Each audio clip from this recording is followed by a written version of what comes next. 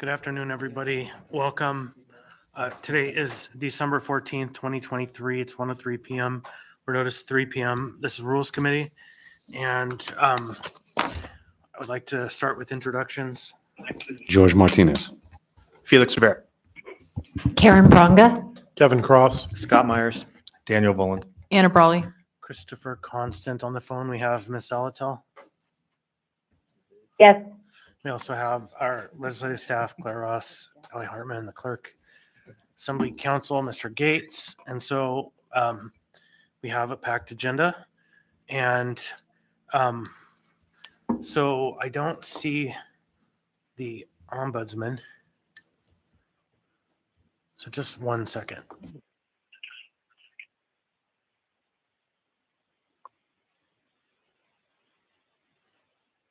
Chair Constant.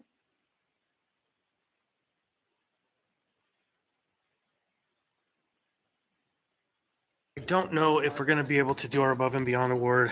I think it was you and I maybe who had put something together. No, I don't remember, but I don't know what happened to it. So maybe that one will get tabled till the next meeting.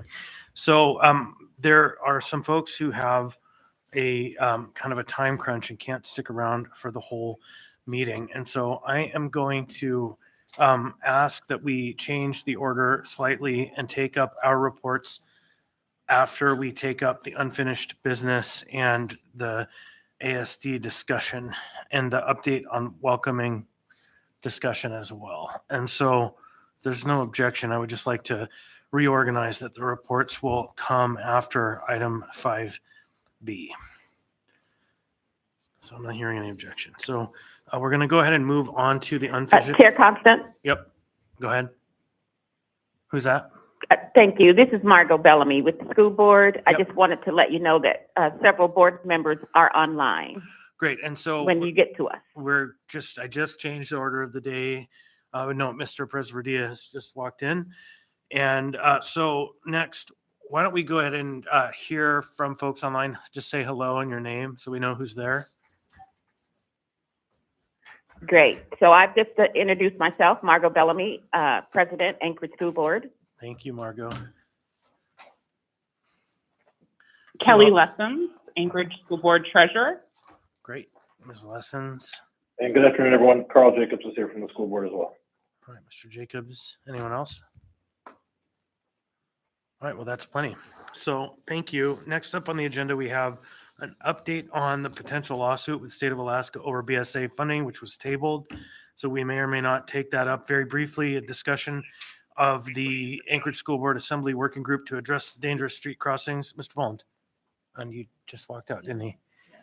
Can you briefly discuss what's happened with the school safe routes to schools?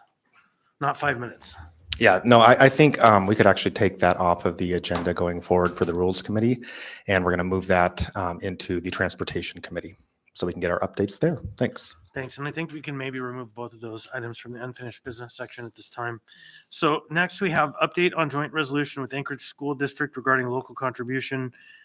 Listed as sponsors, we have Ms. Brawley, Mr. Martinez, Ms. Bronga, Ms. Lessons, Mr. Jacobs, and Ms. Bellamy.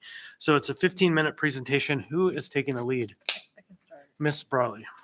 So, Mr. Chair, I'd like to just make a few comments, Okay. and Yep. then I will pivot to Member Lessons, and then we have Member Jacobs, and in the room with you, we have Senior Director Ratcliffe, who will also be be available if needed. Thanks, President So, Bellamy. Before you basically, dive in, I Ms. just- Bellamy, I was asked by Ms. Brawley that she could have 30 seconds just to introduce the conversation. Oh, sure. Okay, thank you, Ms. Oh, Brawley. absolutely. Absolutely. Yeah, thank you so much. And thank you so much for being here at short notice. So just to give members context, and then the other co-sponsors I know may want to jump in, but we were supposed to talk about this at our joint school board and assembly meeting, which was canceled last Friday. And this was sort of a time-sensitive item because we were trying to take it up and have both bodies potentially take action as a joint resolution before legislative session starts. So I certainly would love to defer to the school board folks. We also have Mr. Ratliff from the school district. So if there's any questions on the technical aspects, I'm sure he's happy to answer them. And otherwise, I think I'm looking at my sponsors. I think they're happy to let the school board folks take the lead. Thanks. All right. Thank you, Ms. Bellamy. President Bellamy, you have the floor. Thank you very much. So again, thank you to all of the joint task force members. I'm going to just pivot right now to member Lessons, who will walk us through, who will just give a high-level overview of the contents of the resolution. I think you guys should have a copy of it before you. So member Lessons, whenever you're ready. Sure. Good afternoon, everyone. Thank you so much. I appreciate the opportunity to collaborate with our assembly partners on this, with the support of Mr. Ratliff, to make sure we have the correct numbers. What we have is a 2.5-page document that outlines shared values. I think first and foremost is that a strong educational system is really a vital part of a healthy community. We looked at what the Constitution says about the need for maintenance. We looked at the rates of inflation that have taken place since the base student allocation was last increased at the start of FY17. So that's when this year's 7th graders were kindergartners, for context. And then we eventually pivoted towards what the effects of static funding has meant specifically for the Anchorage School District.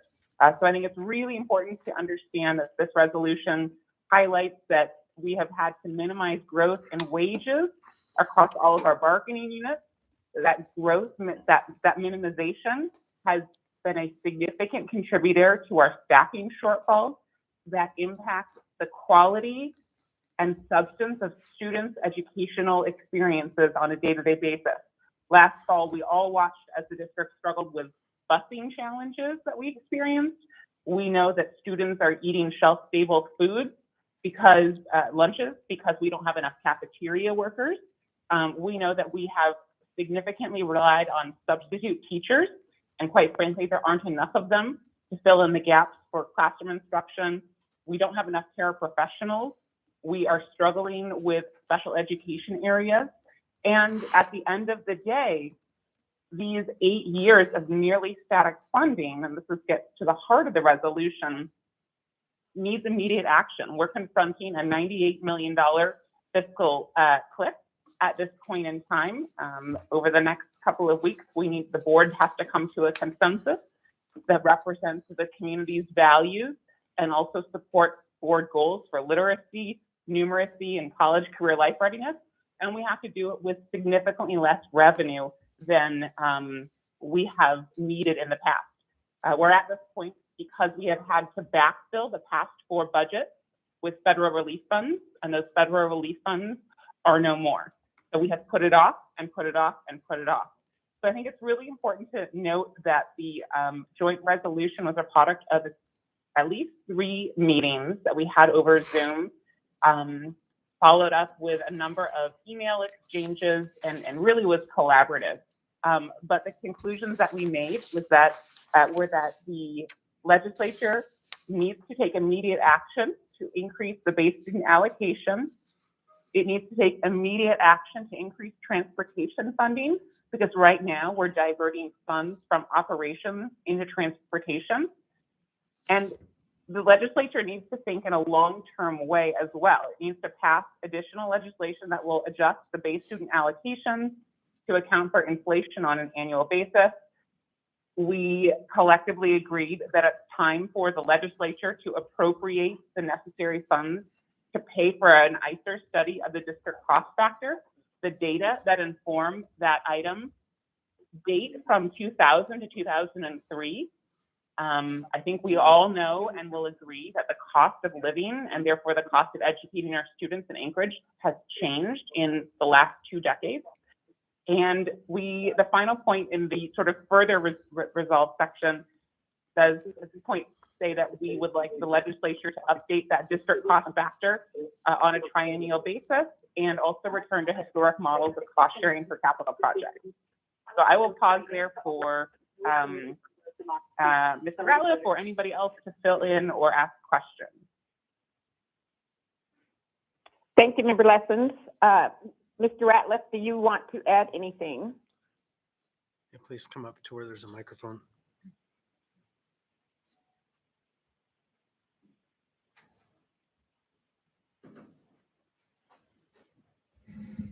Thank you. For the record, I'm Andy Ralph. I'm the Chief Financial Officer for the school district. I think Kelly pretty much nailed it on the head. You know, we've been flat funded for years, and right now, kind of supplementing our budgets with either one-time money or savings. The only thing I would note on this document as I read back through it for consideration was we may want to change the first whereas on the second page, or I guess third page, forced to eliminate approximately 650 educators. I would say should probably bring that down to about 450 as we've identified additional savings in our budget or from the current year that's going to offset some of that $98 million structural deficit. So just going down to our board minimum and fund balance. And if we were to cut the rest in people, it'd be about 450 positions rather than 650.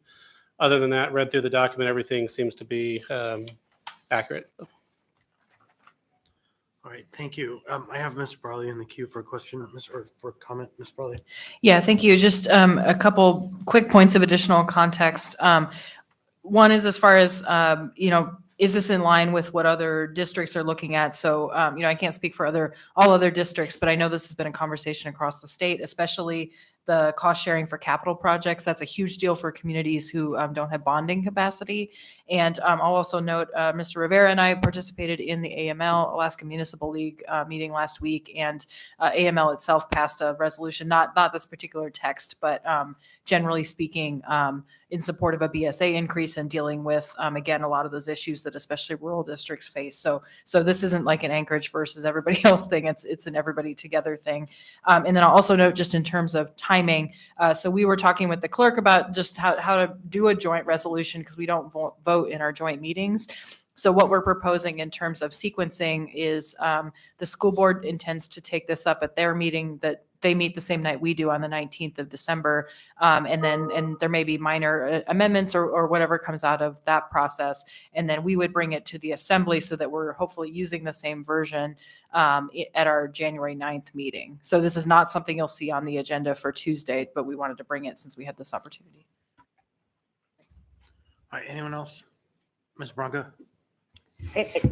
I just wanted to share my support for this. One of the things as an educator that was always super frustrating and demoralizing was the pink slips going out every spring to the newer teachers that we want to grab hold of with all our might and make them feel welcome and develop them as expert teachers. And they tend to get thrown willy-nilly around the district as we fight to get money for each school. Sometimes the funding comes after after summer break, and they've already accepted a position at a different school, and then they find out they could have stayed at that school but can't because their position is gone. It's really messy, and we can do better for our teachers and our students, and I hope that we will all pass this. Thanks. All right, Ms. Bellamy, President Bellamy. Thank you. Yes, I think the Alaska School Board, the Association of Alaska School Boards will use the same figure. We had a different figure initially, but we have now the board has now come to consensus on the figures that are in the resolution. So I think relative to it being a united and a joint effort relative to other districts around the state, we will all be looking at the same figure and advocating for that same figure. And so that's all I have, unless, Member Jacobs, did you have any comments at all? No, Madam President, no, but since I've got the floor, I'll just say that I appreciate the partnership and thank you to members Bronga, Brawley, and Martinez for being a part of the process. So hope you guys have a great rest of your rules meeting. All right. Thank you. And that is all. That is it for us, unless there are more questions. Thank you, Mr. Chair. Yeah, and I just have a question as to form, probably for the clerk. There's the cosign of both of the bodies presiding officers, but nothing for the clerk. Do we need to add a signature line for the clerk? No, you're going to adopt your own resolution that authorizes you to sign the joint resolution. Okay, so it'll be a separate document. Thank you very much. Okay, if there's Yeah. no one else, then we will conclude this item on the agenda and say thank you to the school district and say we got through it in 10 minutes, not 15, which is great. So thank you, everybody, for being here. Thank you. Thank you. Bye-bye. Thank you very much. Thank you. All right, Mr. Rivera. Thanks. I'll aim to do the same. So we can go ahead and put up the presentation. So, thanks. I'll wait to start your time. I'll wait to start your time until the clerk shows. Thank you. I appreciate that. Can we yield our time? Nope. Total 20. Yeah. All right, I asked somebody to put it on the website, but they haven't responded that they got it done yet.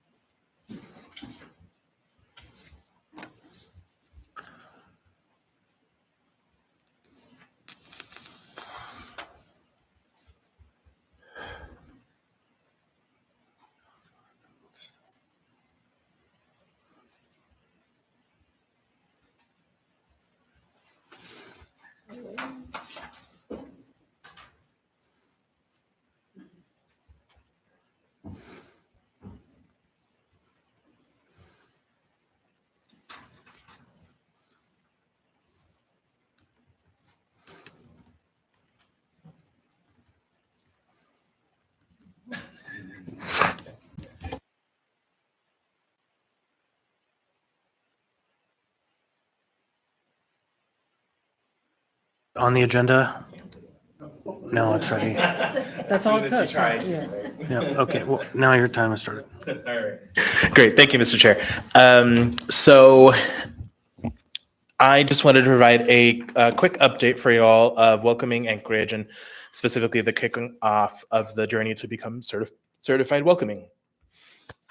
Excuse me. Next slide, please. So I want to cover three things really quick. Just a recap of the process to become certified, talking about the plan to getting to day one, and then would be happy to get any feedback from the group. Next slide, please.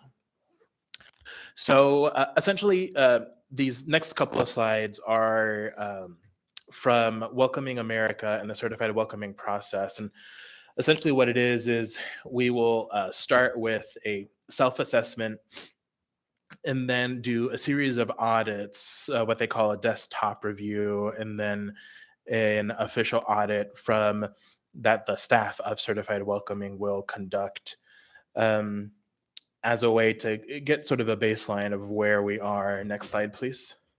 And then once they conduct that baseline, and sometimes they will, the staff will come up to, or well, for Alaska, come up to your location to get a sort of a on the ground sense. And I imagine that they will probably take advantage of that. The staff at Welcoming America will probably take advantage of that for us. So then once all of those audits are done, they will do an official report to let you know sort of where you stand on the framework. And then we get an opportunity to provide additional evidence if we need to. And then they will make their announcement on certification if we pass the muster. Again, to remind folks, this is the certification process is a 1 through 5 star certification. So that's the process that Welcoming America has stood up. I'll get in a later slide a little bit of how we want to really morph that process to work for Anchorage, which I know is something that we've talked about in the past. Next slide, please. So we had a little bit of a conversation with Welcoming America, Junior and I guess Junior couldn't be here today. So essentially, we just talked a little bit about the process. So how long some of the things take, what kind of staff times it's going to take. Next slide, please.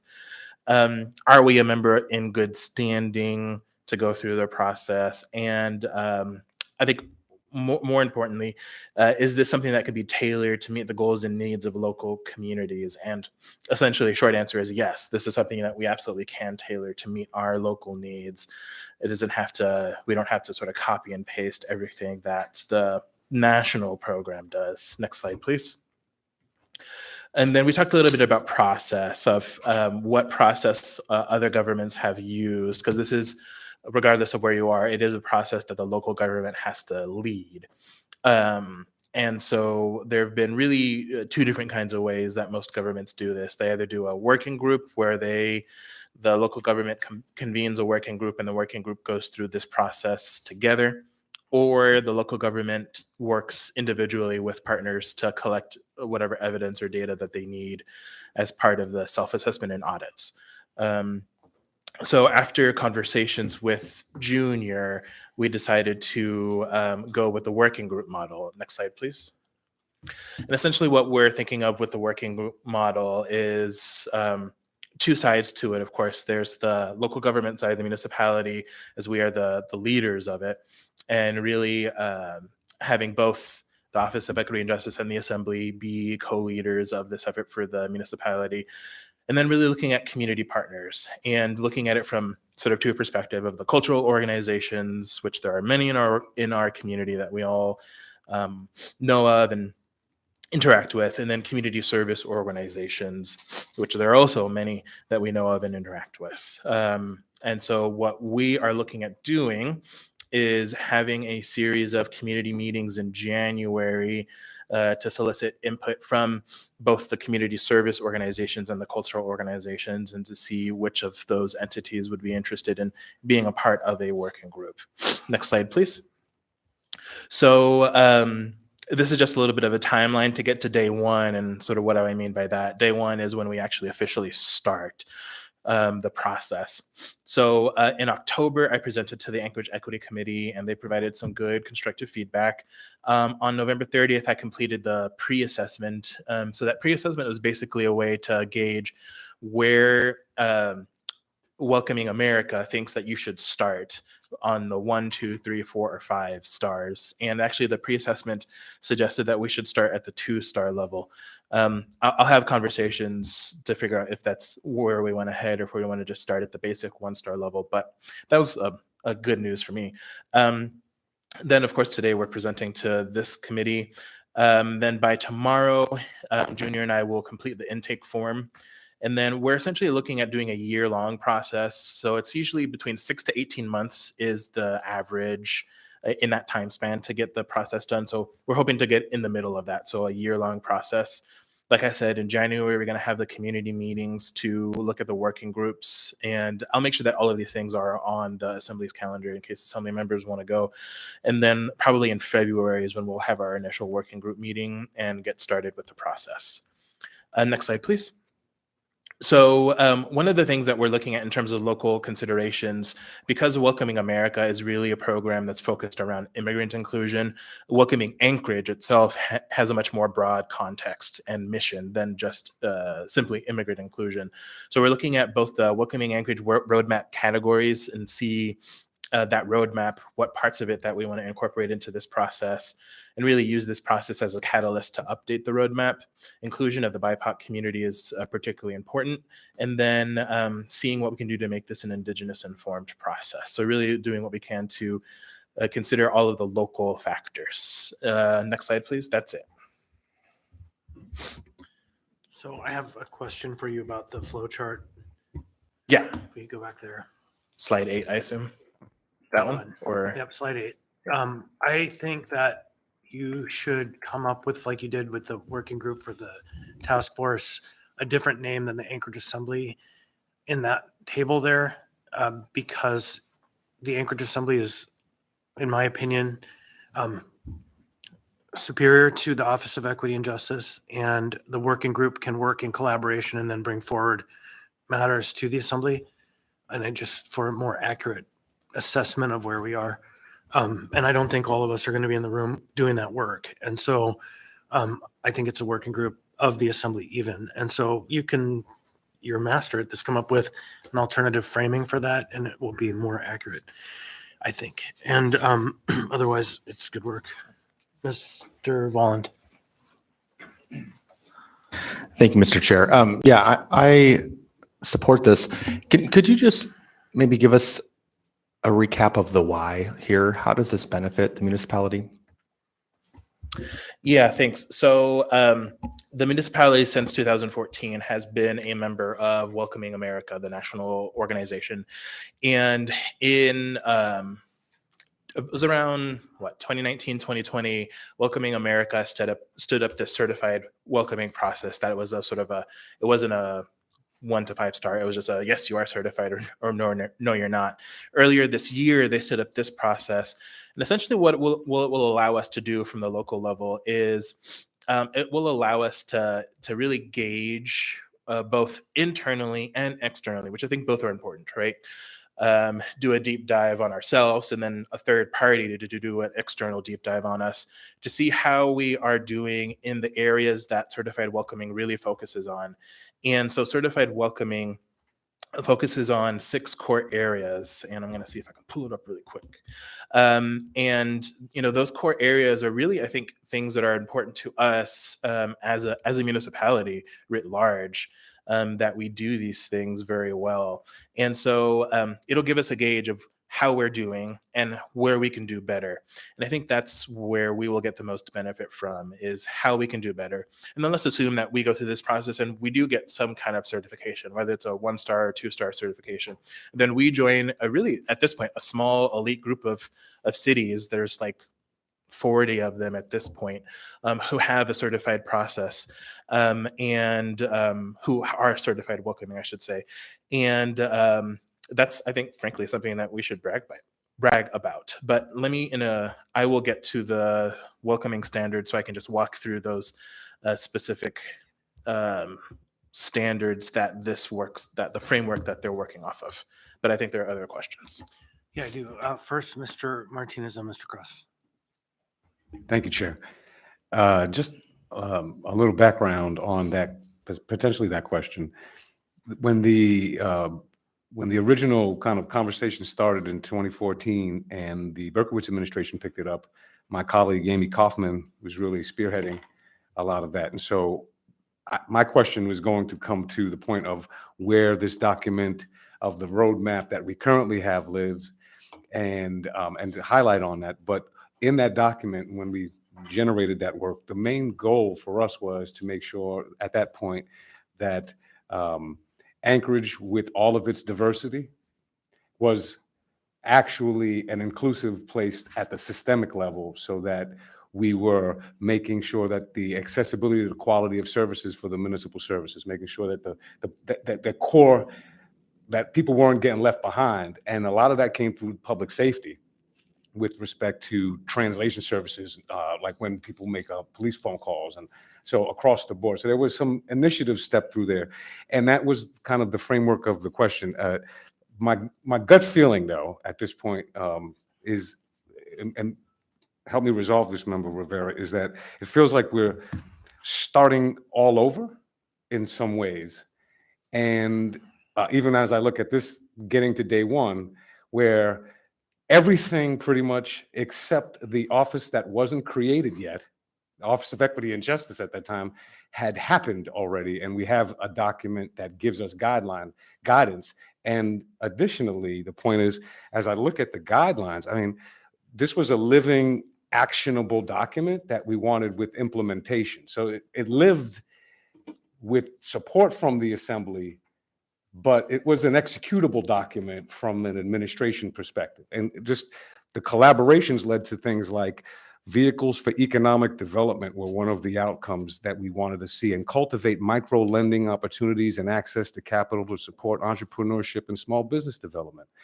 ACLT picked that ball up and ran with it. So if we ran back through and checked where we have accomplished, similar to what we're going to do today in legislative work, this is an actionable thing that has advanced some core areas that I don't think people recognize. And so my question is, can't we build from what we have advancing versus it seems like starting a new process, or are they totally different? Thanks. So I'll go ahead answer that question, and then I'll go back to Daniel's question. Essentially, folks may remember this was like maybe a couple months ago. We passed a resolution basically supporting going through the certified welcoming process, and in that resolution, I really laid out the framework of what we've done since 2014 and how I see this process really as building upon what we've done rather than starting over. And I think we do have, I think, a lot of great work that has been done by prior administrations. And so I think what this is going to do is really merge the two frameworks of, and I think the frameworks are actually fairly similar if you do a side-by-side comparison of the Welcoming Anchorage Roadmap frameworks and then the Welcoming Standard framework, which is what Certified Welcoming works off of. So I think this is really going to provide us in my opinion, a Welcoming Anchorage Roadmap 2.0 is what I think this will provide us in the end. So just note for the clock, we have 5 minutes. And, Thanks. I have a couple of folks in the queue. Yeah, so I'll be quick. So to Daniel's question, so the areas in the framework are civic, and this really gets to welcoming in general. The movement of welcoming is all about how you make sure that folks can engage in the economic fabric of your city, in the government fabric of your city, in the societal fabric of your city. And so that's what really a lot of these are engaged around. So civic engagement, connected communities, economic development, education, equitable access, government and community leadership, and safe communities. So those are the framework areas that the certified welcoming gauges off of. And in each of those 7 areas, they have different standards based on the STAR system. Okay, that's it. All right. So, Mr. Cross. Yeah, I guess, and George, I appreciate that you mentioned a little bit of some of the things. I was just curious on what other welcoming cities did. Like, okay, so I'm a welcoming city. I have a welcome house. I have a welcome mat in front of my front door. But once it comes in, what does that mean? Like, what are the tangible things we do? Because what I see here all sounds great in these large, vague contexts, but we implemented this project and this project did X for Y. Does that make sense? Like, I want to know what other welcoming cities have done, what those activities look like, and what we can expect to actually hope to accomplish. Not that I'm against being a welcoming city, but what does that mean other than word salad? So, and for me, it's like, what are those tangible things that we're expected to do?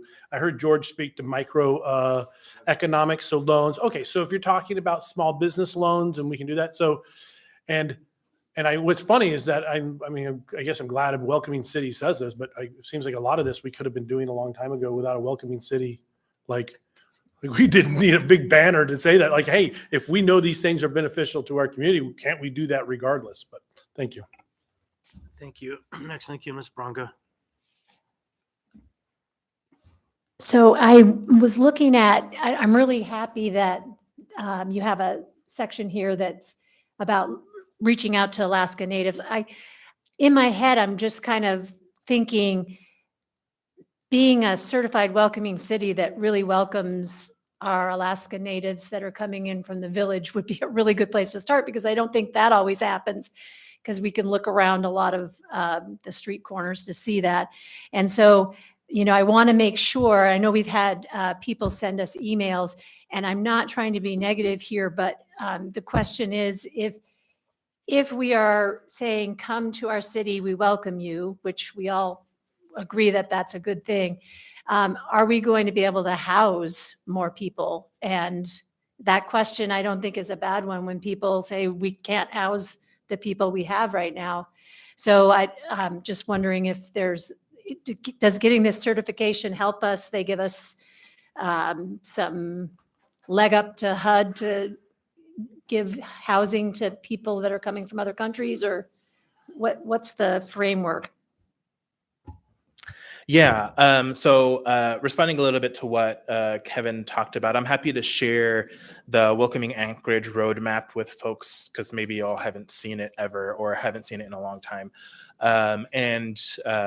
I'll try to do that in context of some of the things that we have achieved from the roadmap so that you can get a sense of what we've been doing.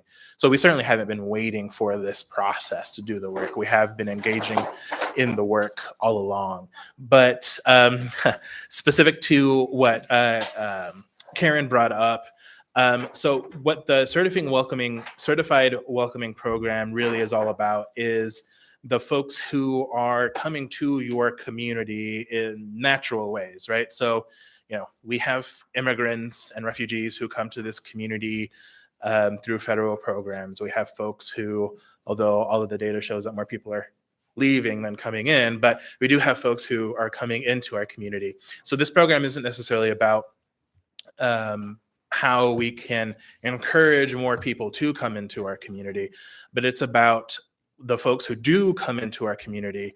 Again, going back to what I said earlier, how can we make sure that the folks coming into our community, regardless of ability to educational background, regardless of language ability, that they are able to participate in the economic, social, and governmental structures of our society, and that's really what the welcoming Anchorage is all based around.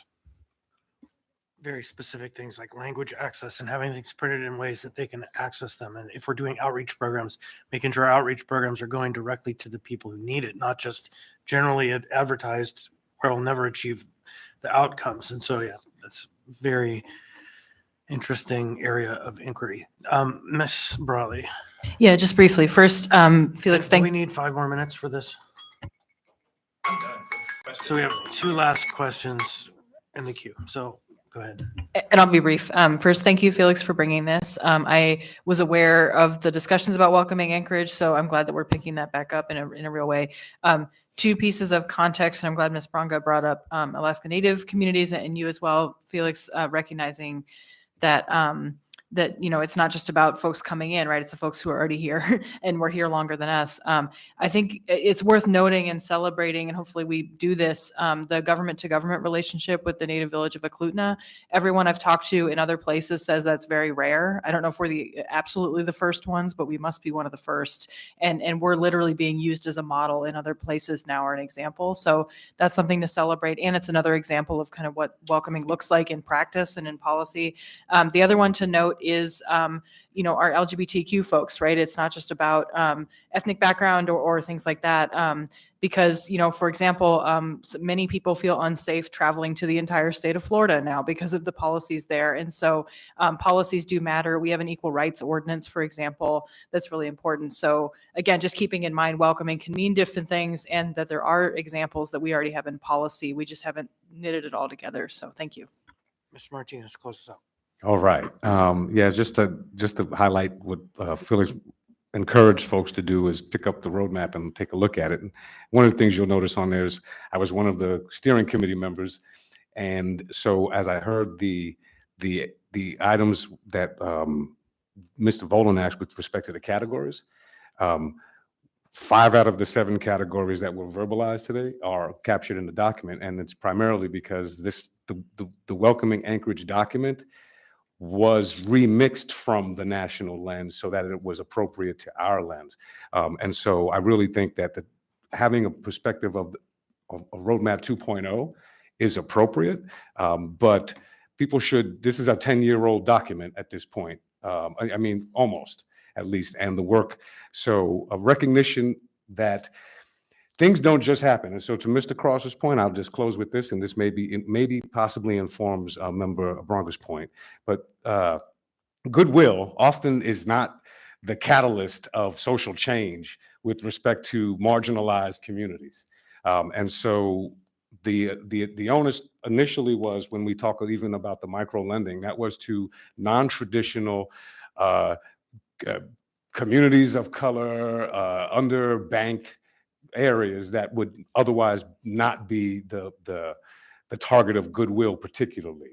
And then recognizing that a lot of the things we do today in practice, like land acknowledgement, that comes from this welcoming Anchorage framework that was being picked up. Because I remember the first land acknowledgements from a mayor that was normalized as an administration. And I remember that time. Now it's kind of matter of fact. And so there are probably several things that we've advanced on Not knowing necessarily the history would leave us devoid of knowing the foundation, but I appreciate the 2.0, where I think that puts the prior work back into the spotlight.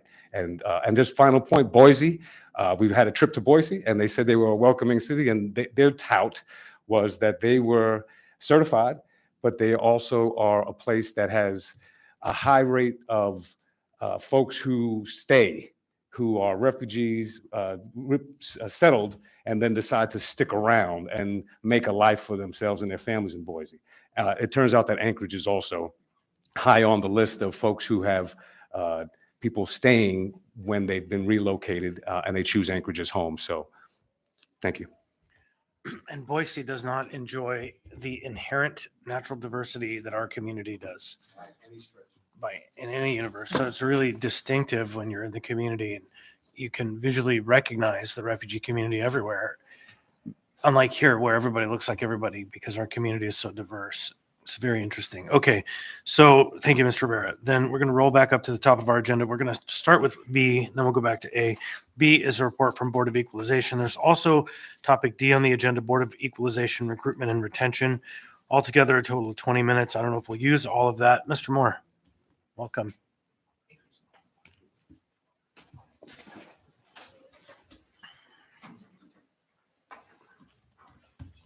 Hi, I'm Ian Moore. There you go. Okay.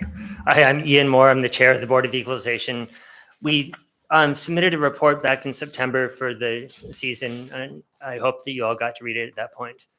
And I was asked just to come and talk about it at the meeting today. And so I'll try to be brief. So in general, I think the quick summary out of our report was that the season went fine. We had just a little more than half as many appeals this year as we had in the last year and the years before that.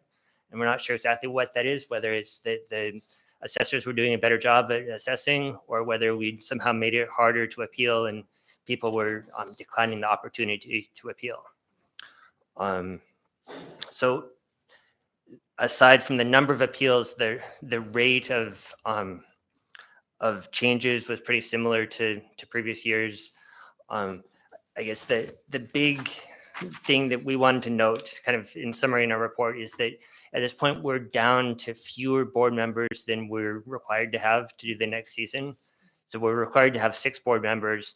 We started out the year, well, last year we had 13, I think. We started the year this year with 9, and now we're down to 5. So we're hoping that that's something that the Assembly can help us with, is recruiting and finding more board members. So, And then, okay. I just want to be really clear for folks and make sure I'm right on this with the clerk. If we don't fill this board, we do this job. And it is a thankless and awful job. Considering all the other work we have to do, it takes us all out. And so we need to run a campaign to fill these seats back up to 13. So we need 7 or 8 members. And there are specific experience requirements that they have to have. So I guess that maybe is why we have item down the agenda, which is recruitment. So go ahead. Thank you. Yeah. So in terms of it being a thankless and awful job, I appreciate you doing it. At the end of our report, we addressed some kind of recurring issues. I think that the Board of Equalization has always had a credibility problem where people feel that that they don't get a good outcome often when they come before the board. And a lot of that's the way it's set up under state law, but there's some things under municipal law that I think also make it hard for appellants to present an effective case. And if that's something that the Assembly is interested in addressing, we've got ideas of a few changes to municipal code that we can make that might make it more straightforward for appellants to do a productive appeal. I guess a lot of what we see are appeals that aren't productive because appellants aren't prepared, they don't know how to work the system, and they don't have time to get the evidence they need to present for an appeal. And I think by changing the timeline and a few other minor things, we might be able to streamline some of that. So I think that's it for my quick summary. I'm happy to take questions. Anyone? Ms. Brawley? Yeah, thank you. And I think this is a question more for the clerk. So I'm looking at this. So this is one of those boards where unlike most boards and commissions, it doesn't go through the mayor's office. It goes only through the clerk's office. Is that right? I apologize. What was the question?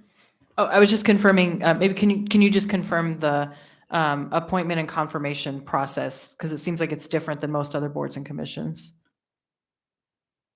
Board of Equalization. I would need to research the code on that. I'm sorry.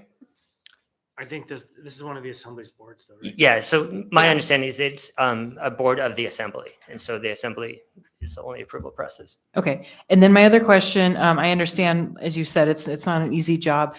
Is the attrition that we've had, is it terms, people terming out, or is it just people stepping off for various reasons? Do you happen to know? So this year we had one person term out, and then we had 3 others that stepped off for a number of reasons, including being elected to the assembly. But I don't think there's actually a term limit, though. It's the end right. of a term. There are terms, and a person could resign. Dean, you might help us with this. On the Board of Equalization, the Assembly appoints and confirms, and there are no term limits, right? That's You correct. can serve as long as you want. The problem is it's a lot of work for a short period of time, and it's taxing. No pun intended.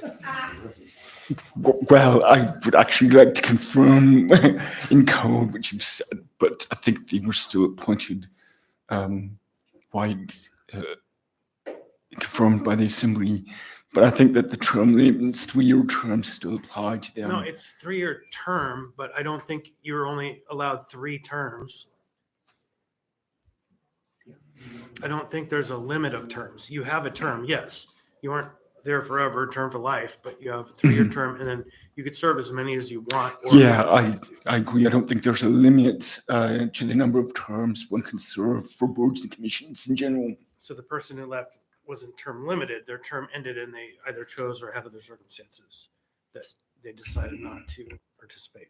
Mr. Myers. I'll just say, having served on the board, I didn't find it taxing. I actually enjoyed it. There's a lot to learn, and I enjoyed my time serving on the board. Part of the issue was some of the folks that got off of the board were getting up there, shall we say, and had been on there for many, many years, and then finding people who wanted to fill that, because it is very time consuming the first part of the year through May. It can be a few days a week. It can be several hours a day in the morning or in the afternoon. So part of the issue was several retirees that were on the board because they had some flexibility. Otherwise, you've got to find people who are self-employed that can make time available to go in there at a day's notice. But no, I enjoyed it very much. So I would encourage people to look at the qualifications and see if you can help find people to serve on the board. So Ms. Brawley in the queue, and then Mr. Cross. Yeah, thank you. And I appreciate that, Scott, for giving kind of the time frame, because I'm just thinking, how am I going to strong arm my friends or whoever to apply for this board? So just I'm looking at the code. I just want to read out qualifications of members. Sorry, because we mentioned qualifications shall be appointed on the basis of their general business expertise and their knowledge or experience with quasi-judicial proceedings. So that can include real and personal property appraisal, the real estate market, the personal property market, and other similar fields. So, so it is something where sounds like if you have folks who have real estate experience or have worked in that area, as opposed to just random person off the street, then we do need to target our recruitment.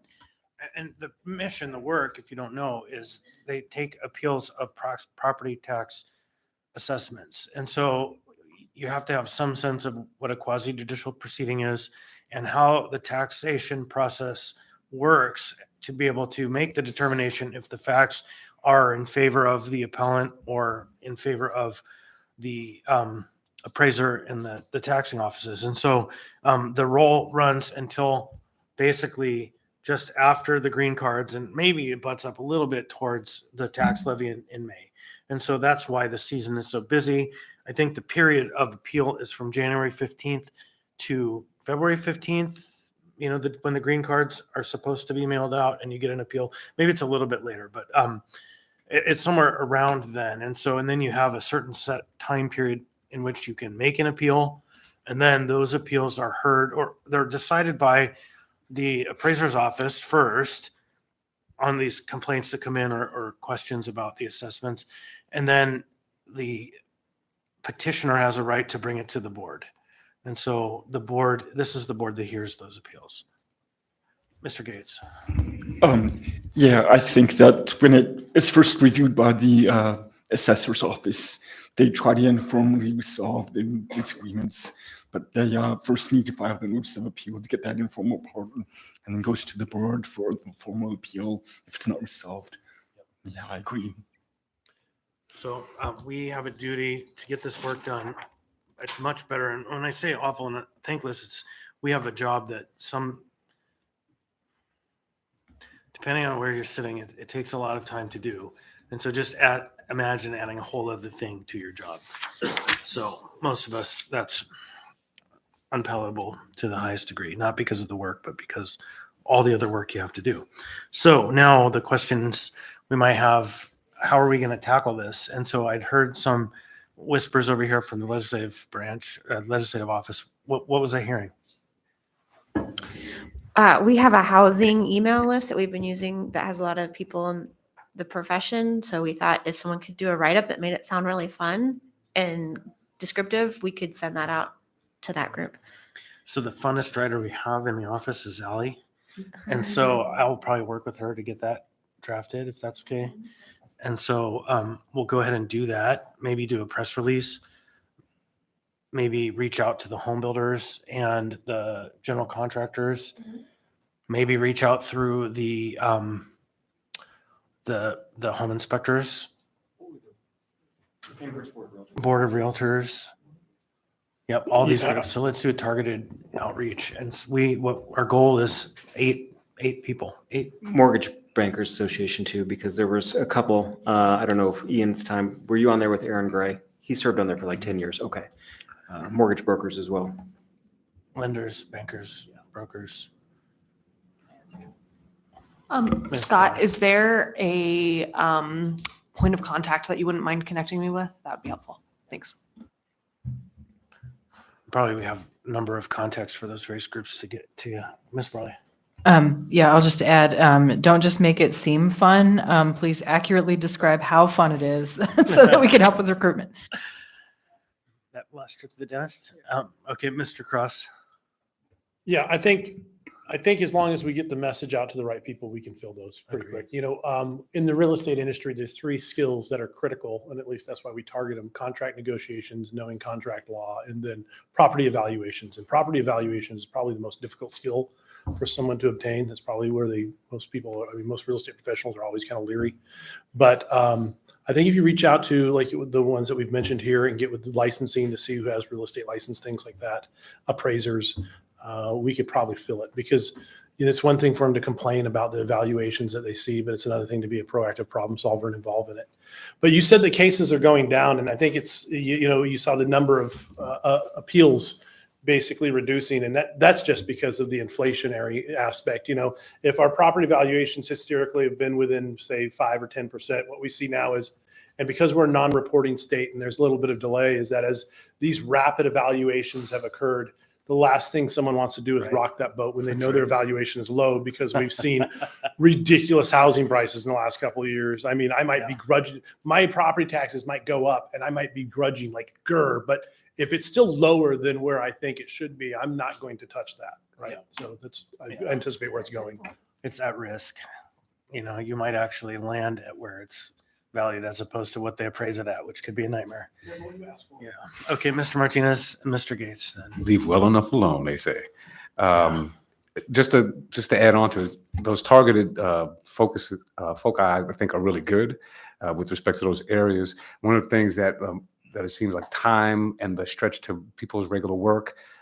So I just would also encourage that if there's a way to focus on retirees from those particular spaces as well, those backgrounds, and even maybe that's part of the call, people who have a little more time on their hands with those backgrounds. It seems like that's a potential opportunity for us to have people with a little more bandwidth in their time availability potentially. On the other side of that, it's people who are new in the field, but have some skills, so it's kind of like a mentorship on the fly. And so folks understand this, the board doesn't meet as a 13-member panel or a 9-member panel.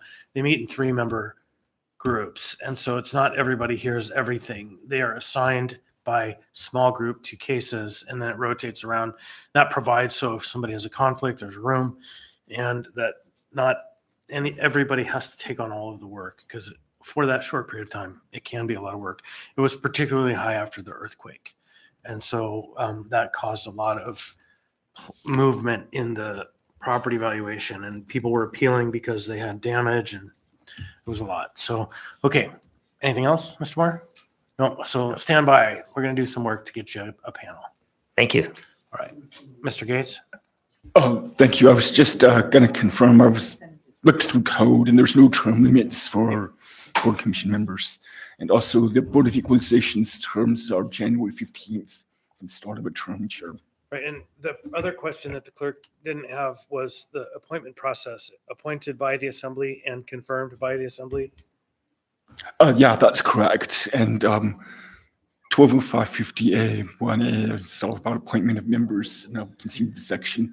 It's the chair of the board and the chair of the assembly to review applications and then bring the names forward to the full assembly for confirmation in the early January meeting. This one doesn't get up in the tangle of the exchange between the branches. And so, but yeah, we better get these right, huh? The January 15th goal gives us approximately a month, well, just over a month to figure this out. So we'll get these out to our networks. We'll make sure all the members have the information they can send out to their networks. And let's do this. Goal of 8. All right, thank you. We can move on now. I don't have an extensive president's report, or chair's report, sorry. So other than I've done my very best to block every day for the rest of this year after Tuesday the 19th. There might be 1 or 2 committee meetings on the 20th, and we're having a little get together. The clerk is hosting a party. It's already been noticed and should have been sent out. I think it's on Thursday, but otherwise that's it for the calendar for the year. And I'm working hard to protect you from anything else jumping on your calendar before the end of the year. Unless an emergency happens, the calendar is what it is. And so we will start back up pretty abruptly on the 3rd through the 5th. The 5th will have a couple, if not a number of work sessions in preparation for the meeting the next week on the 9th. And otherwise, I don't have anything additional to report. Then we're going to go through this process and have an update and a check-in on our goals, which will be nice. And then we can finish the meeting kind of looking at that. So next we have legislative for a report. Thank you. We have been busy as usual, trying to keep up with all of you. Some of the big things you've seen, we did housing action in the legislative program. A big shout out to Allie for all of your work on the 3 and 4 plexes. She's a communications / now she's becoming a housing code master. We've also been organizing the groups who are on the marijuana tax, how that's going to work, and then the alcohol strategic plan, and then a little factoid you might not know about what we do. When you pass a resolution, we send it off to the state or the congressional delegation. So this year we've sent 10 pieces to the state, the Anchorage caucus, and 5 to our congressional delegation. We also created a strategic plan, which I passed out, and I won't go over in too much detail, but just so you know what we do and what our mission and values are. We did that this fall. And then another item of note, we used to schedule your community events, and we have switched that back to the clerk's office. So if you get invited to an event and want to get it on the calendar and noticed, those now go to the clerk's office, Jasmine and Angel in the clerk's office. But if you send it to us, we forward it to them. And then I'll hand it over to Allie to give an update on the alcohol tax education campaign. Thanks. Hi, everyone. This is Allie Hartman. I passed out a 1-page report summarizing this year's alcohol tax education campaign project. The campaign was called Cheers to You Anchorage. And I'm really excited because this is the result of more than a year's worth of work, working alongside Agnew Beck and our partners throughout the municipality and different departments, including the Anchorage Health Department, Fire Department, even the mayor's communications team helped out and supported producing some videos. And it was, in a lot of ways, a really great collaboration. And This report covers, some of what the outcomes of the campaign were, including the materials that are now in establishments distributed to 50 restaurants, bars, breweries across town. And we've got some leftover. Oh, sorry, Kara, I don't know that you got one. Here's that.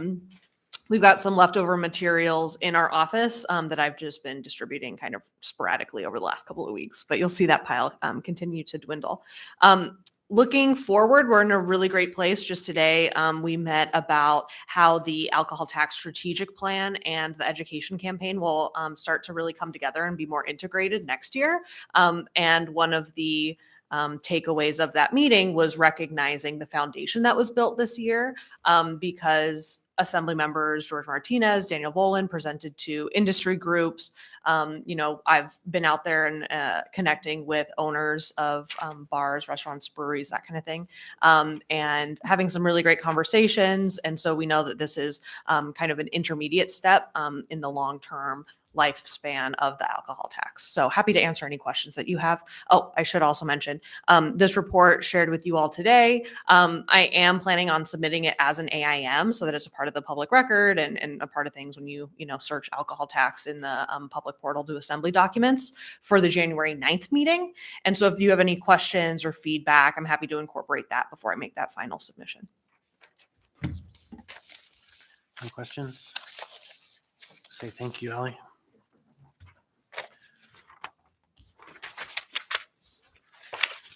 Okay, is there more from the legislative office other than what's on the agenda? No. Okay, thank you, Madam Clerk. Thank you. The clerk's office, we kicked off the Homeless Lived Experience Advisory Board. That board is now up and running. The notice of vacancies for the 2024 election will be published in the newspaper on January 7th. And then the candidacy filing is January 12th through January 26th. Our famous letter drawing will take place on January 11th. And then we will be recruiting very soon for election workers. And we'll also sadly be recruiting very soon for an Assembly budget analyst. As you all know, she's had a dream come true and is moving on. So I guess recruiting is still the name of the game for the clerk's office. Maybe that's a new position in the next budget, recruiter. Okay, is that it? Thank you. Can you go ahead and send out a little email with the timelines for the election that you just reported? Thanks. Ms. Burley. Yeah, this is a question for Jamie. So because I haven't gone through this, on the Assembly side before, what, if any, role is there with the Assembly during the election, knowing that there aren't Assembly seats up for election, but also is there anything that we formally do before certifying the election? And not because I think there is, I was just wondering. Nope, you're going to approve money for me to, and contracts for me to spend, but that's it. So it's really just delegated all out to the clerk's office. And practically speaking, it's just an extra level of care is important in engaging down at the election center, and be mindful of your role because you are a supervisor in the end of the election process when it achieves your desk. And so, and all eyes will be on you when you're there. And so just be mindful, I guess, is the message. And even in the clerk's office, I think since we have our offices, we're in the clerk's office much less, but because people will argue, in some cases, perception is reality, even if you're just walking through, an article is going to show up about you. I brought clerk flowers in a small box once, and a news media article came out that I was bringing filled out ballots in a box to the election center. And so just be mindful of your role when you go down to the election center, if you do. Madam Clerk. And please don't bring us pizza either. In a box, right? Right. Yeah, and so don't bring any boxes. Yeah, exactly. Just with a glove. So just be mindful, bottom line, is your role until after that process. Not that we aren't mindful along the way, but you just never know where the barbs and hooks are going to come from. And ultimately, it makes life harder for the folks who are trying to run the election, even though you're maybe trying to be nice. And so, Ms. Branca. This kind of relates. So I don't understand why I can't be involved in No, that? you absolutely can. Okay. You misunderstood All that right. message. So let's talk about that after. Okay, but other Yeah. people may want to know if you can sign on to. Absolutely, you rally can. for- I okay. just, let's Okay. talk about that after. I don't want to put that on the record here. So, but yeah, it's a fair question. So, anything else for the clerk? Nope. Okay, great. So next on the agenda, I guess, is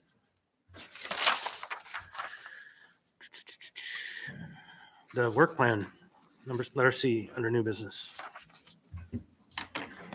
Yay! I love this time of year. We're gonna go through your accomplishments for the year. We just quickly did a brainstorm and you've got the document in front of you, and then we printed up really big on the wall so we can add to it.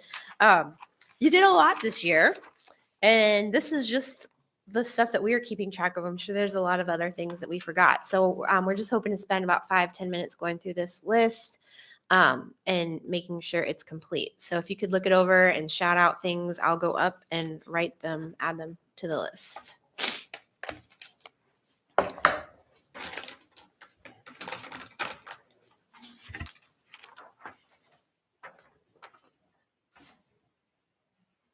And did you finish the stuff with the alcohol rules?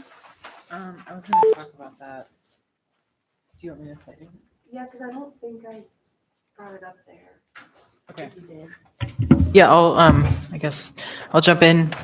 Gavel's over there. Anyway, yeah, one thing to add, I guess it would be under economic development. Yeah, I see alcohol code updated. Yeah, essentially all of the kind of critical code updates that were made as a result of the state law changes that take effect January 1st, to my knowledge, are done. I've connected with the various departments who interact with that, and kind of haven't heard anybody else come with a last minute change or thing. There is one project, I'll talk about it later. There's one project that I have technically in the works, repealing a couple pieces of code, but those aren't critical. And then I also just want to add, this is great for business, because really it feels like the transition has been smooth. Everything I've heard at the state level is it's been going really well. We had a year and a half to do it, so that's always great. Or they did, I should say. So I think I'm sure there'll be hiccups, and we may see some of those as licenses come through, because I'm sure there's just going to be confusion and so on. But yeah, I think we're in a good spot. Thanks. Mr. Gates. Sorry, Ms. Brawley, just for my clarification, you don't expect any other ordinance needed to update our code for alcohol licensing or tax to rent state? No, there is one. I'll talk about it later. Just one that I'm working on that would repeal codes, but it's not critical for everything to move forward.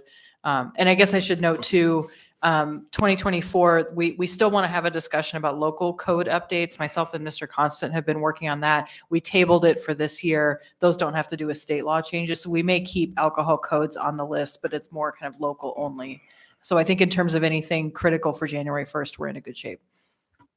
Thank you.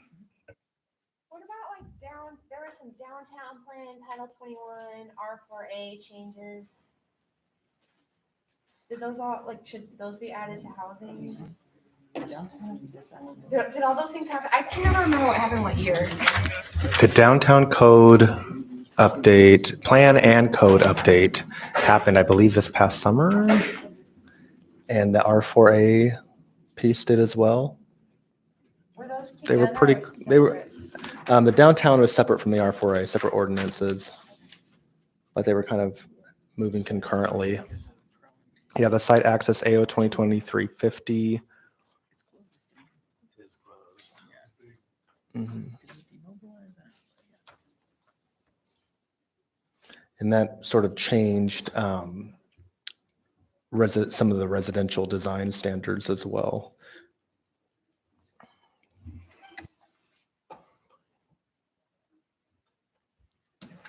Mr. Brawley. Yeah, I guess I just have just a process question. So as we're looking through this list, so Claire, you just want us to flag if there's specific things under any category. Yeah, so right now we're just going under accomplishments, and then this is what we'll be promoting to the public. And so I did pass out last year's work plan so you could see and jog your memory. And then our next step will go over the priorities and the focus areas. And I don't think we'll have time, or we might have time today to start putting up some goals for next year. So if you do come up with goals for next year, as we're having this discussion, write them down and we'll bring them up afterwards. But right now we're just going over accomplishments for this past year.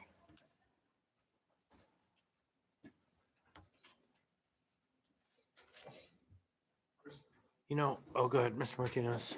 Yeah, while you were on the housing space there, this is a budgetary item for next year, but we just did it, which is the creation of a housing fund.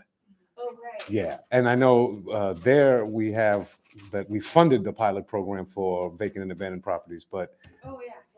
yes, but we actually now have a housing fund coming along. So yeah, that's probably a continuation of that work, but that happened. Under homelessness, we invited and hosted Secretary Fudge. I don't. Oh, yeah. Should that go in? Oh, it shouldn't be in housing. It should be down homelessness. Sorry. I didn't see it up there. Plus the advocacy. But we hosted her, which was amazing. But that's fair language. It's good. And we actually had to commit to changing the rule. We don't know what the rule is going to be yet, but that's next year's work. Improving funding, pre-approved plans. Oh, yeah. I don't think I have that one.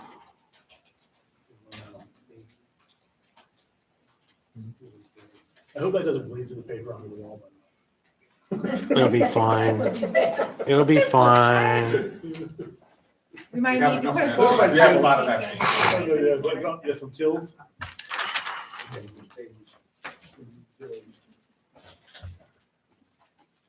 I have one. I'm comparing the 23 priorities to the accomplishments list, and I see wildfire mitigation. It's under public safety is a goal, and I think that's important because I believe I think it's a federal grant that there was matching funding for that AFD now has. It's like $5 million, something like that. Yeah, or at least I think they got the money. I think they can start using it now. So we should get the details from fire department, but they are definitely doing that because I see this wildfire. And I know that's been an ongoing conversation.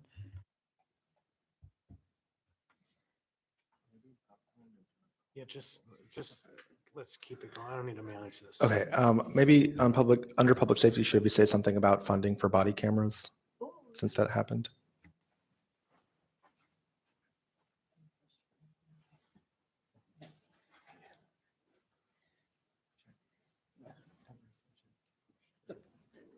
Well, not only that, we've seen them cops on cams on cops. It's implementing. It's not just the funding. They're actually the first 56 or 60 of them are on bodies right now.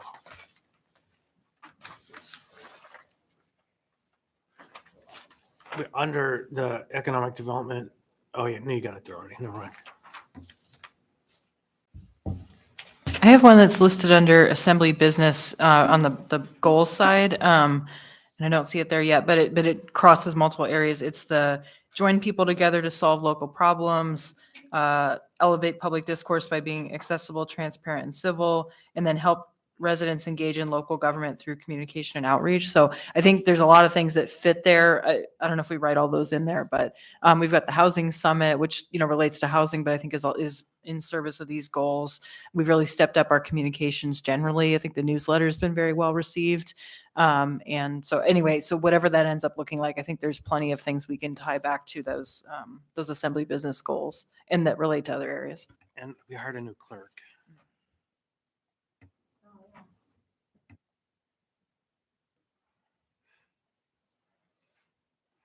We also implemented new reapportioned districts without lawsuits. That's not an easy feat. State got sued multiple times. It seems like the Assembly's improved its training process, and that's really, thanks to the clerk and legislative services, because we had 5 new members, which I understand is unusually large. And I think we've had more orientation than we ever have, so that's a win. It's ongoing. Yeah, under quality of life, while we're kind of in that space where you are right there, the next category. Yeah, it says, authorized paid parental leave for municipal employees. We updated the drug testing policy for that's right. municipal employees, and I think that's definitely a big one on that category of quality of life.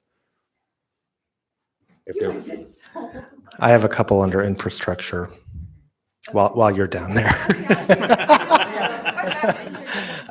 We worked with municipal departments and DOT to launch the first ever protected bike lane pilot program. And phase 2 of that is going to be, we're still in discussions about that, but hopefully downtown this summer. We also had our first meeting of the Transportation Committee. So that started. And then a long-range transportation policy plan that we funded, that is happening now.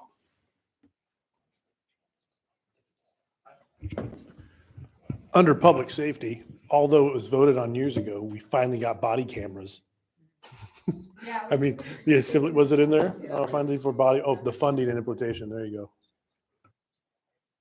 Who did you partner with for the bike lane? MOA Traffic and AKDOT.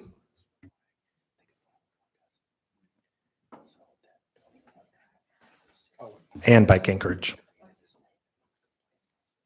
Anything else on that?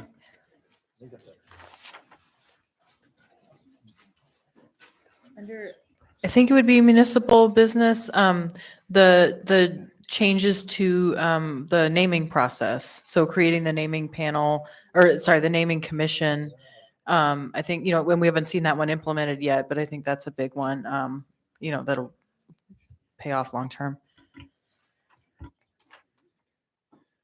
Oh, that reminds me of one other thing.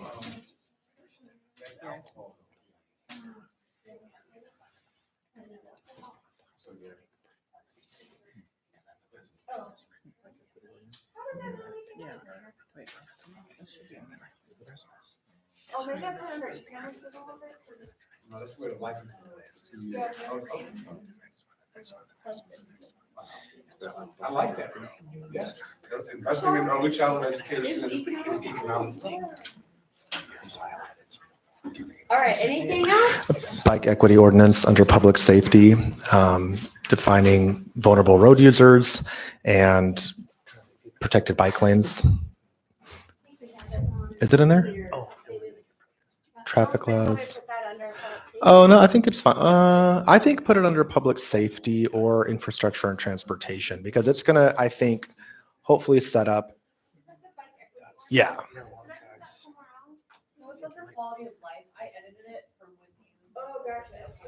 I think it's up there. I think transportation would be the best, because it also, a lot of it lays out kind of what it would look like to build like a separated bike or protected bike lane, that kind of thing. Right.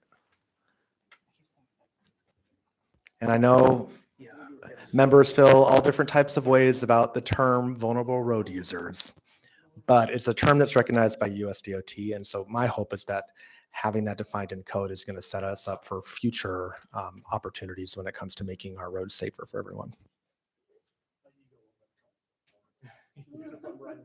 Same in highway traffic. Invincible. Yeah, exactly. Head on. We also didn't we this year buy a bunch of fire trucks out of SCMT money? Yeah. Didn't we buy a whole bunch of fire equipment? So we did a really solid job of ensuring that our fire service is well equipped. APD contract. Yeah, the APD contract is this week, and so that's another one. And if you were to broaden that from just APD, it's beginning to balance our workforce compensation with the market more broadly. I was thinking about APD, but it goes in effect. We passed it this year. It goes in effect next year. We can do it 2 years in a row. That's right. Do it twice. Well, what happens next year is the other departments start to equalize.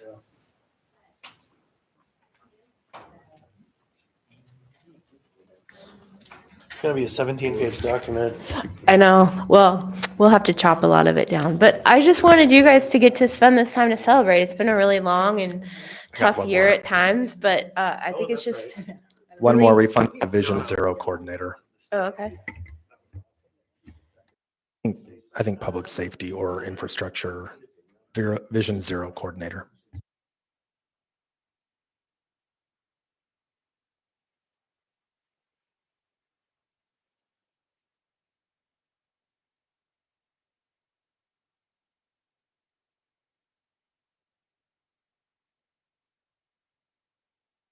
I was at the permit center. I wasn't there.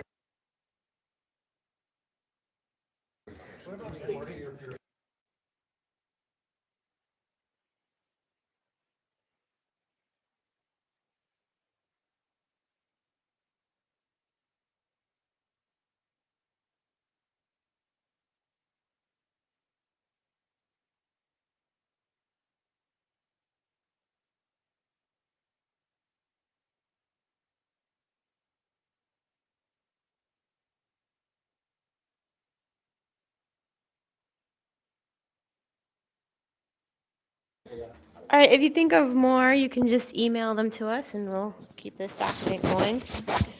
The next step is the priorities for the year. Last year, your priorities were housing action, the Port of Alaska modernization, monitor MOA financial health, public health and safety, and assembly business.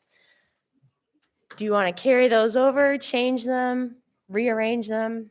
I did have one suggestion from Ms. Zalatel to change. She felt like the FEMA reimbursements were just about done. And so she recommended changing that to monitor MOA health and talk about rebuild and preserve the MOA workforce and closely monitor service delivery.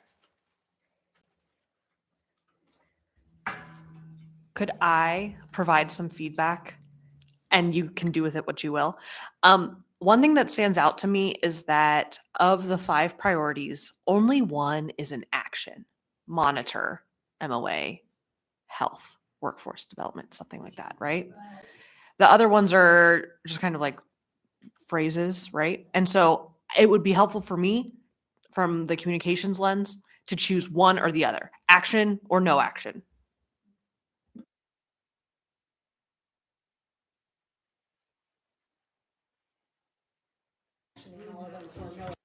So verbs or no verbs?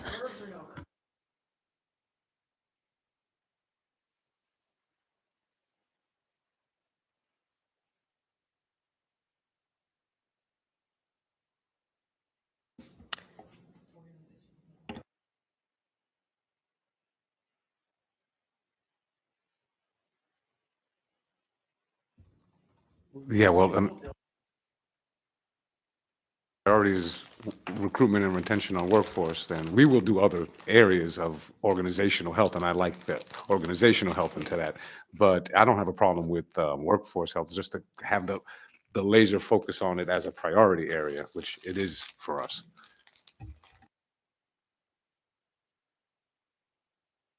I looked at this, right? So we've got housing, which is where you live, Port of Alaska, which is how you get your groceries, monitor financial health. But I mean, I guess I'm looking at like quality of life. Like, how do we make it? Where's the priority on improving and making Anchorage the best place in the state to possibly live? And where would that fit in there? I mean, it's one thing just to have a house and where you want to live, but then the part that our greatest asset of why people move here is our parks, our trails, those kind of things. I mean, great, you have a nice house and then what, you just stay inside, build a pillow fort, watch Netflix? Like, no, I mean, we want to get out on the trails and you want to have that. And so I feel like as an assembly, we don't have giant amusement parks. We don't have those giant malls that track, those, what are they? But, we don't have roller coasters, but we have trails. And I got a bike, which is even better than a roller coaster because it's free other than the price of a bike. So I don't know how we fit that in there, but I would like us to invest more in quality of life and making Anchorage the best place to live. You do spend a lot of time on it in these areas, so it might warrant pushing it up to a top priority.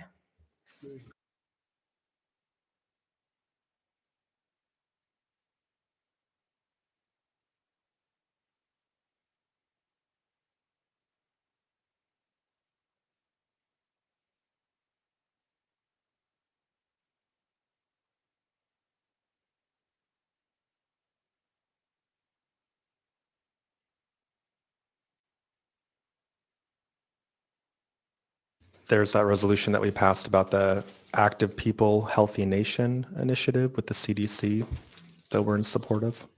That goes along with that.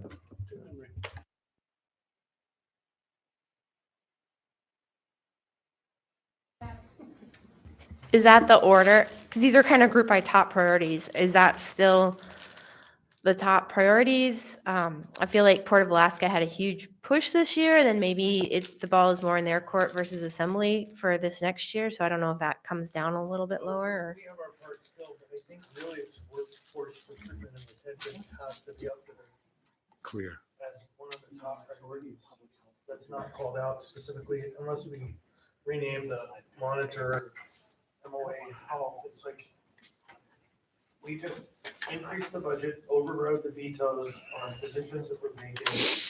We've increased wages. We're going to continue doing that across the various branches of departments. And so that workforce recruitment and retention, in our labor guidance, it's the #1 priority.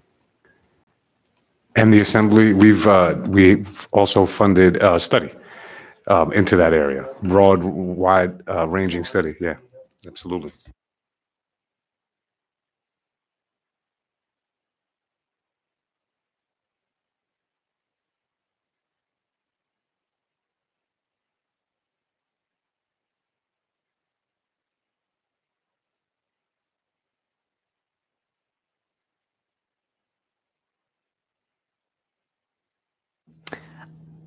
You'll note that both in the progress report itself, on the bullets, online, these priorities aren't numbered. And so that is also a choice that you all could make is, if the order is important, are they numbered? So another thought on that.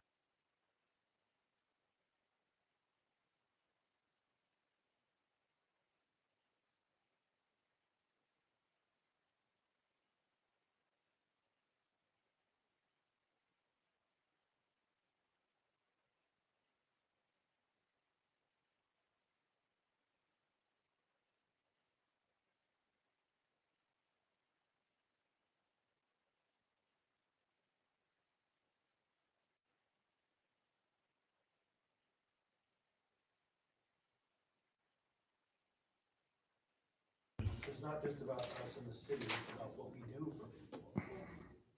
Yeah, I agree, Chair. And I'd just say, I like the idea of the line specifically for workforce. I think that is an articulatable priority.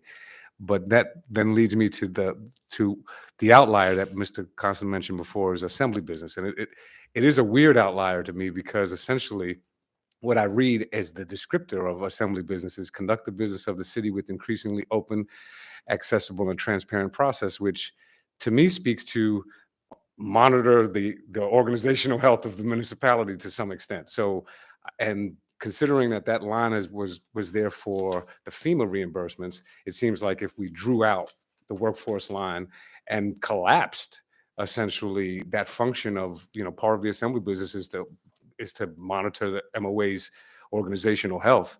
I think that to me makes logical sense of a collapse. Interestingly on this line,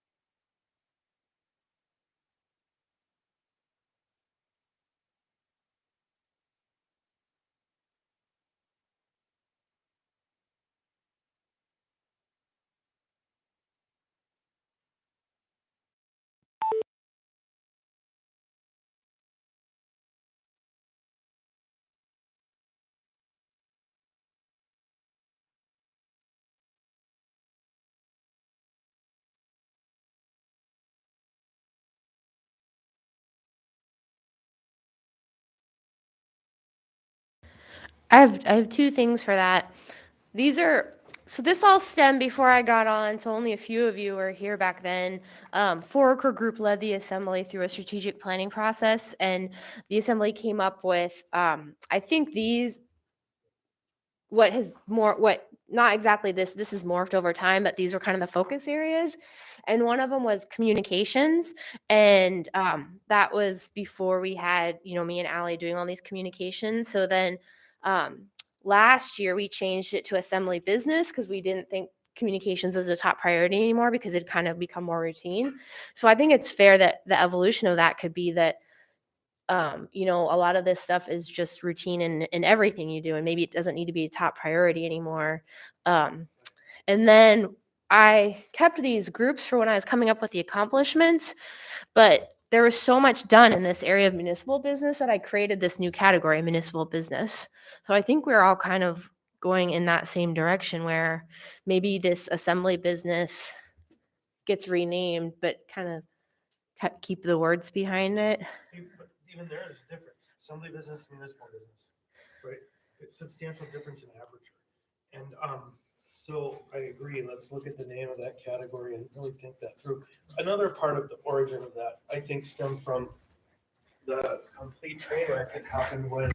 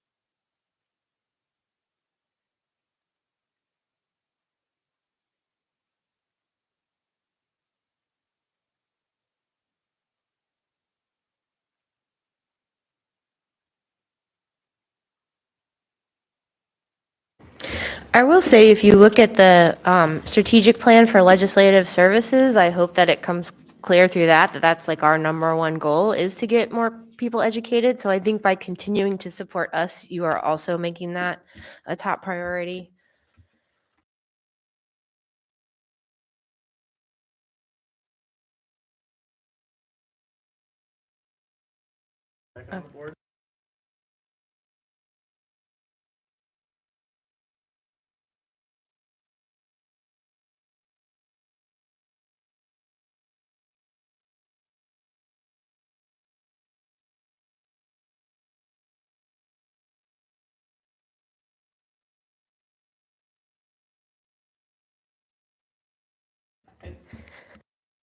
I just yesterday emailed Mr. Ogden from Shugiak to figure out why he's sending so many students and to work with him more.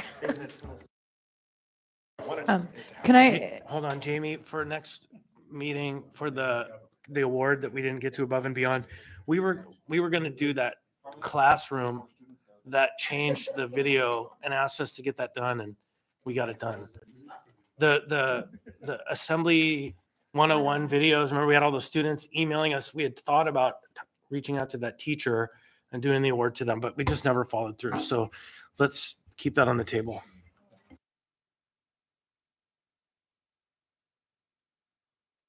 I'd say we have 2 or 3 minutes left on this before we have to pivot. okay, I have one to add under, I think it would be under the kind of municipal business concept and related to public involvement. So, because I was looking, we have improved process to approve, update process to approve bond propositions earlier in the year, but that sparked my thought of improving the CIP process generally, because I think that is a big one that is not working well for a lot of people, and especially if you're not engaged with the community council, you don't really have a way in. So I think that one isn't an accomplishment. It would be for the work plan, but I think that's one that goes under municipal business because it has to be with the departments and the administration. It's not just us, but I think it's really important. And I know we started it. It's going to take a while. So.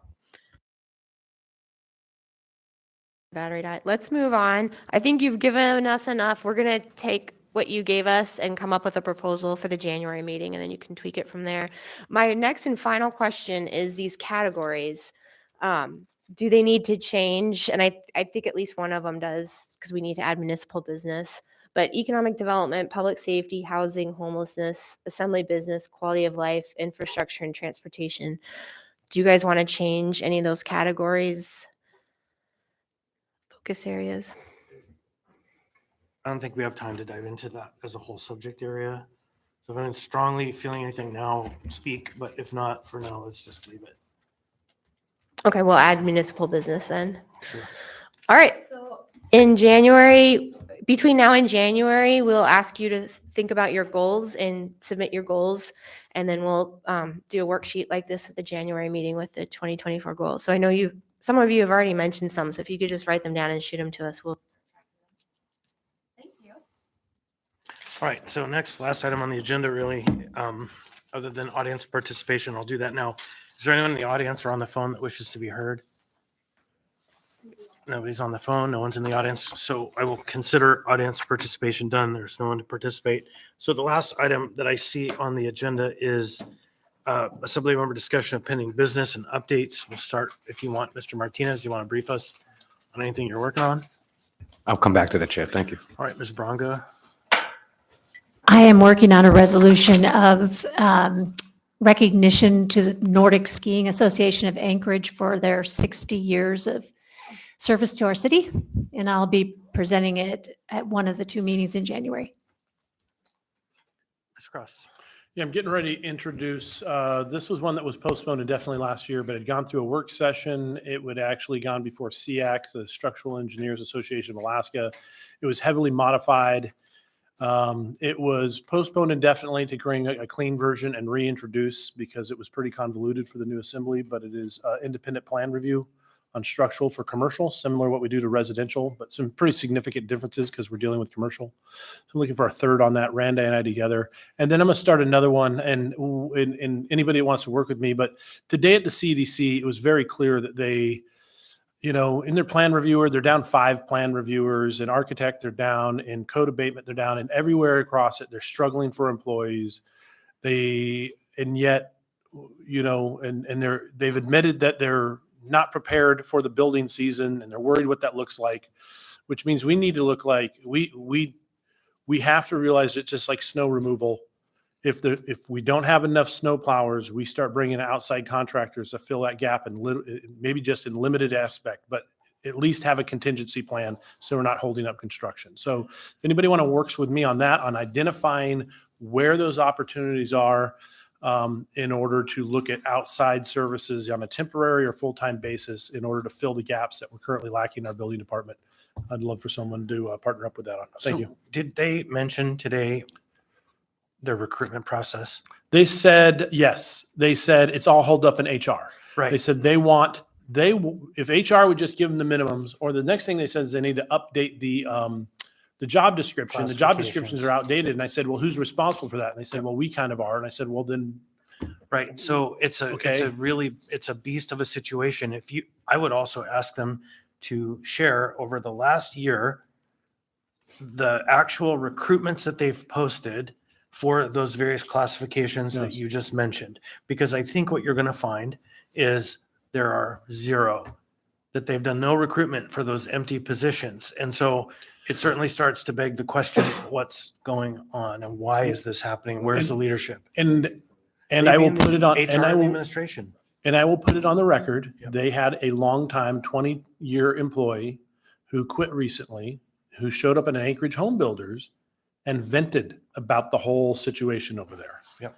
And so retired early after 20 years and just said couldn't stand it. Showed up to Anchorage Home Builders, led all the home builders in a public forum. So, I mean, they need some, you listen, I'm not here to beat them up. I'm just here that, listen, just like snow plowing, if there's a frustration, there's a bottleneck and we recognize there's a housing crisis, then we need to be looking at ways that we serve the public better. And everything needs to be on the table in order to do that. So thank you. I'm interested in the short term because it feels like a strategic move to outsource the government. And not by you, I'm not by any means saying that, but the lack of posting of any jobs demonstrates to me intent, or should have known that this was going to happen. And so to me, short term is the only way that I'll probably be able to consume what they're serving, because I want to allow someone that comes in with a clean perspective to hire and actually do the work that we have had 50 years of history doing. Well, and that's for another, I don't want to hog the clock, but maybe we look at stalling things for a 6-month period. Right. To allow to see what happens. You almost got to clean the plate so you can see what you need to put back on it. But And I think it would be incumbent upon the administration to present to the committee a short-term proposal of how they intend to fill the gap for 2024, and not a long-term proposal to contract out all the work. But it's not our job to develop for them that plan, right? So I would say, as committee chairs, you push to them, say, you have 30 days to tell us what your plan is, how we can support you. Because otherwise, once again, we'll find ourselves in the gap between where they're supposed to be and where we're supposed to be. And it's a risk, but the building season has to happen. So, Mr. Myers. Nothing additional, but I'm happy to help Kevin on that. I sat in that meeting this morning and it seemed like a lot of negativity and a lot of no instead of how can we improve this and make it better. So someone's got to give. Yep. Mr. Walland. Thank you. That was my question during the committee is what's the proposal? How can we help you? So pending business, I have, well, as you all may have seen, I think it got on the addendum, putting the question before voters, should the chief medical officer be confirmed by the assembly? There'll be a little amendment to clean up some of the language, just so folks know that's coming. I also have an ordinance that Matthew Hurt helped me draft that is with the traffic department right now for their review, that would prohibit right turn on red in the central business district downtown. And I think that's all I got. Thanks. Yeah, thank you. A few brief updates. I mentioned the alcohol code stuff. So there's one project repealing a couple parts of code. Still working on that one for hopefully January. And then, as I mentioned, myself and Mr. Constant have some meetings scheduled with our alcohol stakeholders, so industry, public health, et cetera, to talk about some of the things in our local code and whether and how we want to change them. Things like the bar safety hour permit and that just examples like that that don't have to do with state law. So no immediate updates, but that'll move forward. Mr. Rivera and I are tracking the emergency cold weather shelter funding need. We heard yesterday in the Housing and Homelessness Committee that, and not surprisingly, we're going to need additional appropriation to get through the end of April. So we don't have a plan for that yet. I know it was mentioned alcohol tax, we're not starting from that assumption necessarily. But just to say that's something we need to figure out soon. For housing policy, we've got our strategic plan on the agenda for Tuesday. Other than that, obviously that's a menu for everybody to choose projects from. So I encourage folks to look at that, think about what you want to do. That was the gist of our work session last Friday. And then I personally will be thinking about kind of where I want to work on, because there's been a lot of ideas out there. So happy to chat with folks. And then lastly, I'll just mention, Alaska Municipal League. I think we mentioned this in the legislative committee yesterday, but just to get on folks' radar for travel, we will be going to Juneau. That is not just me and Felix, the two representatives. That's anybody who would like to go. And partly because we are going to be hosting, details TBD, but we'll host some kind of event for our Anchorage caucus, or probably for all legislators really, jointly with the mayor's office if possible. So that'll be planned. And then the dates for the actual AML conference are February 20th through the 22nd. So you don't have to attend. You could come down at the same time and not attend the conference itself. But it's a great opportunity for a bunch of us to go down there and just make our presence known. So just putting that on the radar if you want to think about travel. And if you have questions about travel, talk to Desiree, because she's the one that can arrange that. Yeah. So I have just one item I'll brief you on, introduced late on the table tomorrow, or no, on the addendum, not late on the table, is a reappropriation of the remaining funds in folks' accounts, because if you haven't spent it, you're probably not going to. If you are, before the end of the year, have a plan, you should let Desiree know ASAP. But the reappropriation portion of it would go toward purchasing of some equipment for elections, these machines that allow individuals who have, I forget what challenge, is it visually impaired?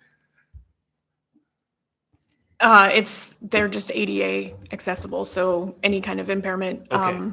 If there's a sip and puff option for folks who can't use, they're paralyzed, or there's lots of options. And we actually already have the equipment. It's just that the contract hasn't been signed, and so we're just. Well, Desiree had asked for a little bit more money, so there's a little bit more that she put in the appropriation to make sure we have ample of these devices to ensure people can vote.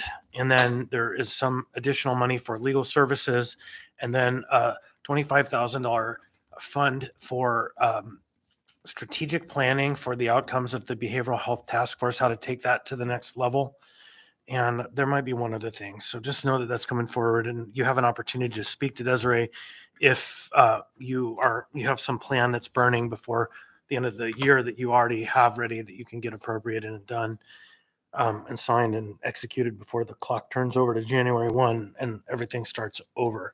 So now's your chance. Speak now, because Tuesday night we're proposing to shift those funds.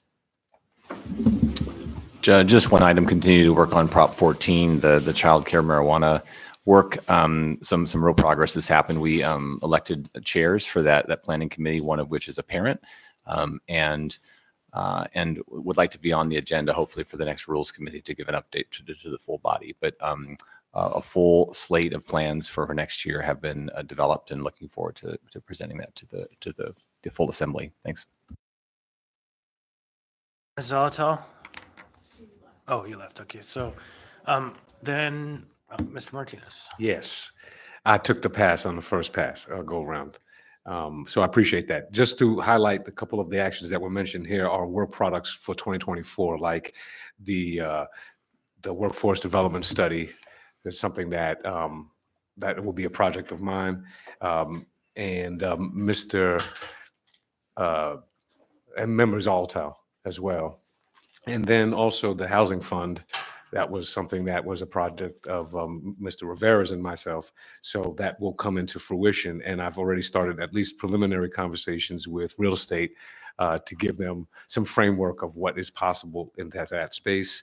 And then I just will shout out that for folks who are looking at the alternative home work or spaces and sheltering space, especially around the pallet homes, that just to remind folks that the item that myself, Mr. Cross, and Mr.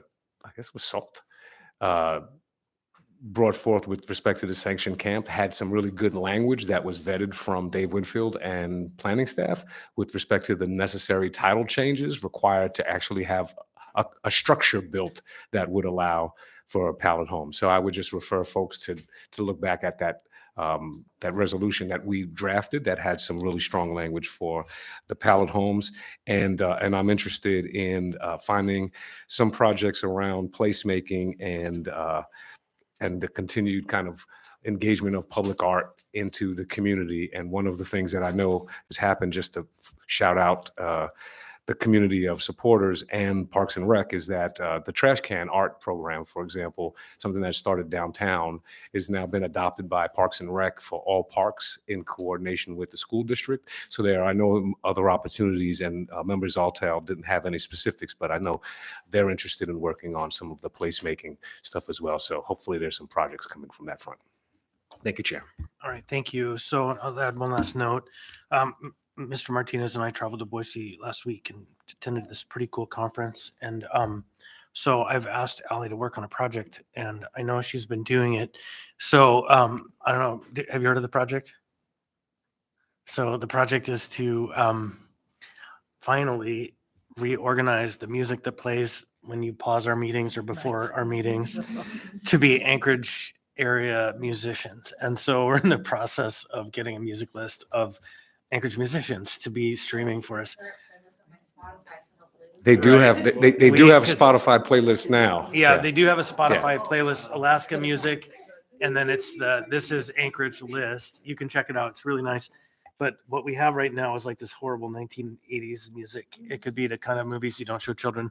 And so it's not good. And so we are updating it. You can time capsule that. But so we're working on that as a direct outcome of the conference. They told us to have it available. So it turns out it's more complex than we thought, but we're going to get it done. Anything else? Anyone else? Good for the order. Please. I saw that email from Tiffany about a disposal of a piece of the fire station training. Do we know what's proposed for that, or why they're tearing it down, or is that not appropriate for here? Did it say they were tearing it down? I think they said they were taking that building down. Oh, interesting. I know that there's long been a discussion about, because that's historically been the fire department's maintenance operation. And so, but I'm told they've painfully outgrown that facility. So I know that the fire department is done using it because it doesn't serve their needs anymore, and they have to acquire a new location. They were actually looking at the old solid waste service facility, which has currently been repurposed for at least a temporary purpose. So no, I don't know the specifics about that. You might directly reply to Tiffany and ask her. I'm going to correct myself. It says disposal, which that may not mean like throw it away. Right. So the general disposal process is to first circulate to the departments. Do you have a use for this building? Once that's done, if there is no internal use by the departments, then they put it out for potential sale or transfer for less than market value if there's a purpose that meets the municipal goals. And so they go through that process pretty regularly, but that's a very interesting property. Please. So along with it was a form for agents. Should the assembly be saying some purpose we think it would be for, or? Only if we had a purpose for it, right? It's not that we think it should be used for X, Y, or Z. It's we have a purpose we could use this for. We would like it transferred to us, right? So it's not this general principle. It's like specific purpose. So if I don't think, although it might be nice to have our offices over there, separation of powers. So, but probably not. But it's good. And it also, if they don't have a use that's identified by the muni, it could be another entity. It could happen. So at first internal, then external. All right. Anyone else? Anything else? Seeing and hearing none, this will be a last rules committee for the year. And we'll have just the meeting on Tuesday, a couple meetings Wednesday. There are committee meetings, not for everybody. A gathering here on Thursday hosted by the clerk. And then it'll be Happy New Year. We're adjourned.